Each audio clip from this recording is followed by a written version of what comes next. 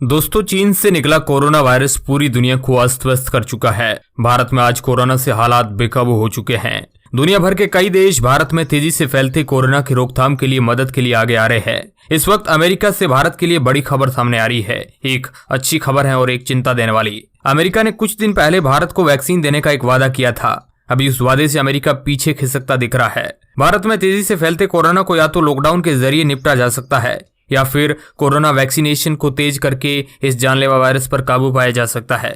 लेकिन भारत जैसे बड़े देश में लॉकडाउन एक अच्छा विकल्प नहीं है, क्योंकि अगर लॉकडाउन लगाया गया तो देश की अर्थव्यवस्था की कमर टूट जाएगी और लाखों करोड़ों मजदूर बेरोजगार हो जाएंगे। भारत सरकार वैक्सीन को लगाकर ही कोरोना वायरस पर काबू पा सकती है। इसलिए जब 2 हफ्ते पहले जब अमेरिका के राष्ट्रपति जो बाइडेन ने यह ऐलान किया कि हम भारत को स्टॉक्स में पड़ी एस्ट्राजेनेका वैक्सीन के 6 करोड़ वैक्सीन के डोज में से कुछ वैक्सीन के डोज जल्द ही भारत को सप्लाई करेंगे, अमेरिका के इस निर्णय का भारत में जमकर स्वागत हुआ था। मगर आज भारत में हालत काफी ज्यादा खराब है। फिर भी अमेरिका ने अभी तक वैक्सीन की सप्लाई नहीं की है और अभी जो मीडिया रिपोर्ट सामने आ रही है वह काफी ज्यादा हैरान कर देने वाली है। जिस अमेरिकन वैक्सीन को हम भारत में इस्तेमाल करने के बारे में सोच रहे हैं, दरअसल वह अभी तक पूरी तरह तैयार नहीं है। इंडिया टुडे के हवाले से खबर निकल कर आ रही है कि भारत में अमेरिका के डिप्टी एम्बेसडर डेनियल स्मिथ ने पिछले कल एक ऑनलाइन वर्चुअल प्रेस ब्रीफिंग में बताया कि अमेरिका के पास जो स्टॉक में एस्ट्राजेनेका वैक्सीन के 1 करोड़ डोजेज है, उनको अमेरिका अब भारत ही नहीं बल्कि दुनिया के किसी भी देश के साथ साझा नहीं कर सकता है।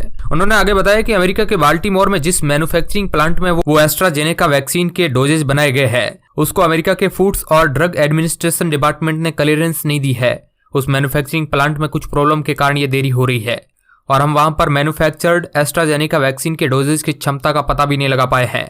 आगे डेनियल स्मिथ ने अपने स्पीच में बताया कि अमेरिका का FDA डिपार्टमेंट इन्वेस्टिगेट कर रहा है कि क्या बाल्टीमोर में मैन्युफैक्चर की गई वैक्सीन सही से कारगर है या नहीं। ऐसे में यह बता पाना मुश्किल है कि FDA डिपार्टमेंट कब तक उन वैक्सीन के डोजेज को एक्सपोर्ट के लिए सर्टिफाई करेगा और फिर उसके बाद वो भारत पहुंचेगी। स्मिथ ने कहा कि हमें भी भारत को वैक्सीन सप्लाई करने में काफी जल्दबाजी दिखा रहे हैं, मगर उन्होंने कहा है कि पहले हमें भी इस बात की जानकारी होना जरूरी है कि वे वैक्सीन के डोज सही और सेफ है या नहीं। वैसे दोस्तों, अमेरिका के स्टॉक में पड़ी इन वैक्सीन के डोज को जल्दी से भारत में लाना हमारे लिए भी सही नहीं है। इससे तो अच्छा है अमेरिका पहले तसल्ली से उसके बारे में जांच कर ले, उसके बाद ही उनको भारत भेजा जाए ताकि यहाँ आने के बाद कोई दिक्कत ना हो। इसके साथ ही डेनियल स्मिथ ने इस प्रेस ब्रीफिंग में यह भी बताया कि America serum institute of India के साथ मिलकर के क्लोजली काम कर रहा है और वहां पर वैक्सीन मैन्युफैक्चरिंग में इस्तेमाल होने वाले रॉ मटेरियल को भी सप्लाई कर रहा है ताकि वैक्सीन मैन्युफैक्चरिंग को तेजी से बूस्ट किया जा सके।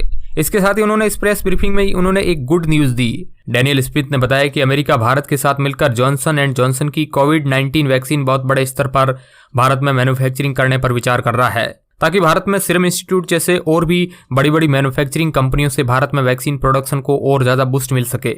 उन्होंने कहा कि प्राइवेट सेक्टर की फार्मास्यूटिकल टू फार्मास्यूटिकल कंपनीज की इसके बारे में भी कुछ बात चल रही है।